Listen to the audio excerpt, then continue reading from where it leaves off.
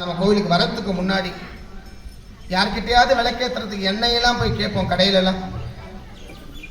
இந்த கோமாதா என்னைக்கு நம்ம கோவிலுக்கு வந்ததோ அடுத்த கொஞ்ச நாட்கள்ல செக்கு எண்ணெய், மரச்செக்கு எண்ணெயில தான் விளக்கே ஏற்றுறோம். எண்ணெயே கிடைக்காம இருந்த ஒரு தருணம், மரச்செக்கு சுத்தமான செக்கெண்ணெயில தான் நம்ம எல்லா சன்னதிலையும் அணையா தீபமா விளக்கேறின்னு இருக்கு. அதுக்கப்புறம் தான் நிறைய பக்தர்களோட எண்ணிக்கை அதிகமாச்சு நம்ம கோவிலுக்கு. நம்ம கோவிலோட மகிமை உலகமெங்கும் பரவிடுத்து. அதுக்கு முழுக்க முழுக்க காரணம் நம்ம கோவில்ல இருக்க அந்த கோமாதா தான். புங்கனூர் குட்டமாடுன்னு சொல்லுவாங்க. அதீதமான சக்தி வாய்ந்த மகாலட்சுமியோட அம்சம். அதுவும் அந்த கோமாதா வந்த கொஞ்ச நாட்கள்லயே கன்று ஈன்றது, ஒரு குட்டி போட்டது. அந்த குட்டிக்கு என்னடா பெயர் அப்படின்னா கோதை அப்படின்ற ஒரு நாமதேயம் அது கிடைச்சு, அந்த மகாலட்சுமி குழந்தையா பிறந்த நேரம் இன்னும் நம்ம கோவில்ல பொருட்கள் நிறைய சேர ஆரம்பிச்சது. வாராகிலாம் வர ஆரம்பிச்சா. அந்த மகாலட்சுமி வந்த அப்புறம் தான் வாராகியே இங்க வந்தா. சப்த கன்னியோட இங்க வந்து உட்கார்ந்து இருக்கா. அப்படிப்பட்ட சகல ஐஸ்வர்யத்தையும் நிறைஞ்சு இருக்கக்கூடிய புங்கனூர் குட்டமாடு. பொதுவா கும்பாபிஷேகம் அப்படின்னா ஒரே ஒரு நாள் மட்டும்தான் கோ பூஜை பண்ணுவா. அதனாலதான் நம்ம கோவில்ல இந்த 3 நாட்களுமே கோ பூஜை தன்னால அமைஞ்சது. அந்த பசுமாட்டை தொட்டு பூஜை பண்ற பாக்கியம் திருப்பதியில இன்னைக்கும் இந்த புங்கனூர் குட்டமாடோட பால் அதுதான் பெருமாளுக்கு அபிஷேகமே பண்ணுவா. திருப்பதியில வேற யாரு பால் கொடுத்தாலும், ஃபேக்டரி ஓபன் பண்ணியிருக்கோம், பாலை கொண்டு போய் கொடுத்தாலும் வாங்கவே மாட்டான். புங்கனூர் குட்டமாடோட பால் மட்டும்தான் அபிஷேகம். அதே அந்த பாலை கொண்டுதான் நிவேதனம் சொல்லக்கூடிய சுவாமிக்கு அம்சம் சொல்லுவா, பிரசாதம் தயாரிப்பா. அந்த மாட்டோட பால் தான் பிரசாதமா சுவாமிக்கு நிவேதனமும் பண்ணுவா. இன்னைக்கும் தினந்தோறும் அதுதான் நடந்துட்டு இருக்கு. அப்படிப்பட்ட வகையிலால வர புங்கனூர் குட்டமாடுதான் நம்ம கோவில்ல எழுந்தருள் பாலிச்சுருக்கு மகாலட்சுமி ஸ்வரூபம். அதனால நம்ம பகுதிவாழ் மக்கள் எல்லாரும் வரணும். நிஜமா இன்னைக்கு இந்த கோ பூஜை அம்பத்தூர்ல இருந்து கிஷோர் அப்படின்ற சுப்ரஜாவா ஃபேமிலி குடும்பத்தினர் கோ பூஜைக்கு ஆரம்பிச்சு அவ கையால இன்னைக்கு உபயம் கொடுத்து பண்ண போறோம். இப்படிப்பட்ட பாக்கியம் நம்ம எல்லாருக்குமே கிடைக்கணும்.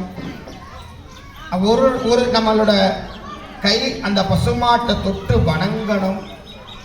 சகல ஐஸ்வர்யமும் நிறைஞ்ச அந்த கோமாதா எங்க இருக்கோ அந்த இடம் அபிவிருத்தி அடையும், தாரித்ரியங்கள் விலகும், சகல ஐஸ்வர்யமும் கிடைக்கும். அதுல நிரூபணமாச்சு நம்ம கோவில் தான். நிஜமாவே தின்னா என்ன வர ஆரம்பிச்சது.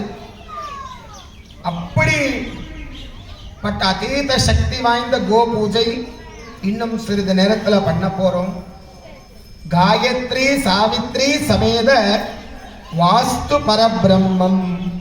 ஏன்னா அந்த கோவிலை கட்டும் போது பூமாதேவியை நோண்டி பள்ளம் எடுத்து எந்த விதமான இடையூறு இம்சையெல்லாம் இருக்கக்கூடாது, பூமிக்கு எந்த விதமான தோஷம் இருக்கக்கூடாது, இந்த பூமியில எந்த விதமான நெகட்டிவ் இருக்கக்கூடாது அப்படின்றத உத்தேசித்து தான் 64 விதமான கட்டங்கள்ல 64 விதமான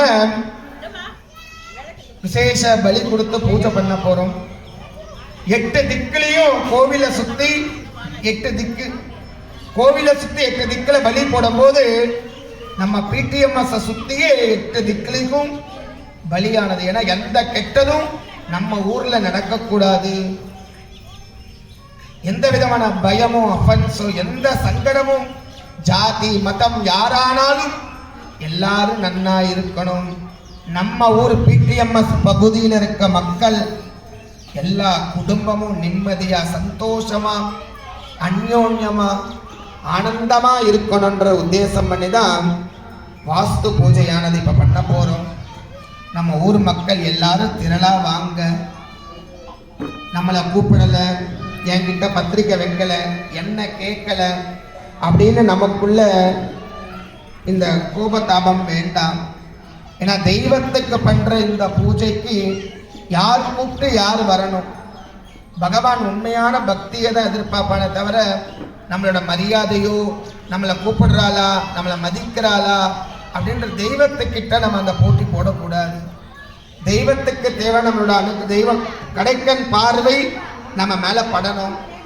அதை உத்தேசி நம்ம ஊர் மக்கள் பெரியவங்க எல்லாருமே கோவிலுக்கு திரளா வாங்க. இன்னும் நாளை மறுநாள் 2 நாட்கள் நம்ம கோவில்ல கோலாகலமா பூஜைகள் நடைபெற உள்ளது. உலகத்திலேயே விரல் விட்டு என்ற அளவுக்கு தான் கோவில் இருக்கு. என்ன கோவில்னா, வேலுக்குன்னு தனியா ஒரு கோவில். எல்லா ஊர்லயும் முருகர் இருப்பார், பாலமுருகர் இருப்பார், தண்டாயுத பாணியா இருப்பார், வள்ளி தேவசேனா சமேத சிவசுப்பிரமணியனா இருப்பார், இல்ல வெறும் முருகராக கூட இருப்பார்.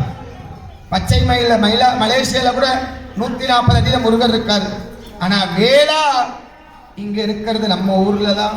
நம்ம திருவள்ளூர் மாவட்டத்துல இந்த இடத்துல மட்டும்தான் சுமார் 5-6 அடியில வேல நின்ற கோலத்துல இருக்கார். அந்த வேலை காட்சியை தரிசனம் பண்ண நமக்கு பாக்கியம் பண்ணியிருக்கணும். நேற்றைய தினம் கூட ராமர் சீதாபிராட்டியோட திருக்கல்யாணம் கோலாகலமா நடந்தது.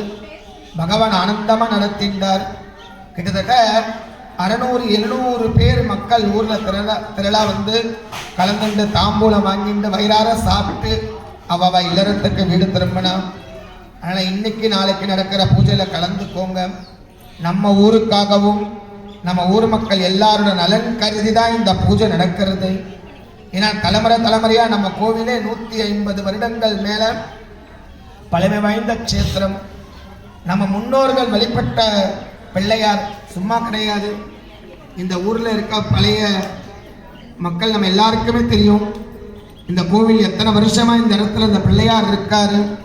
தனியா ஒத்தையா இருந்த பிள்ளையார் தன் குடும்பம் மொத்தத்தையும் அழிச்சுன்னு வந்து இங்க ஒரு சாம்ராஜ்யத்தையே நடத்திட்டு இருக்கார்.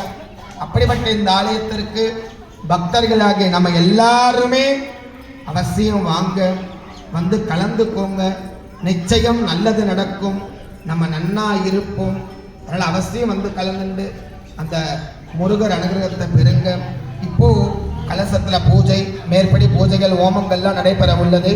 பக்தர்கள் எல்லாரும் வாங்க. அதே போல கலசம் பூஜிக்கிற கலசம் பிரசாதம் உண்டு. கிட்டத்தட்ட 200 கலசத்துல 130 கலசம் முடிஞ்சிடுத்து. இன்னும் 70 கலசம் மட்டும்தான் இருக்கு. வேணும்னு விருப்பம் இல்லவா? ஏன்னா நாளை நடைபெற பூஜைக்கெல்லாம் பக்தர்கள் அதிகமாக வருவா. அப்புறம் நான் சொன்னனே எனக்கு தரலையெல்லாம் சொல்லி வருத்தப்பட வேண்டாம். அதனால தயவு செய்து கலசம் வேணுன்றவா முன்பதிவு பண்ணிடுங்க. கடைசி நேரத்தில் கலசம் கேட்டெல்லாம் கிடைக்காது.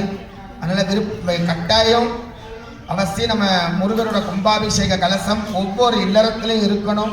அதனால அவசியம் அந்த கலச பிரசாதத்தையும் வாங்கிட்டுருங்க. இப்போ மேற்படி பூஜைகள் நடைபெற உள்ளது. எல்லாரும் கோவிலுக்கு வாங்க. வெற்றிவேல் முருகனுக்கு அரோகரா.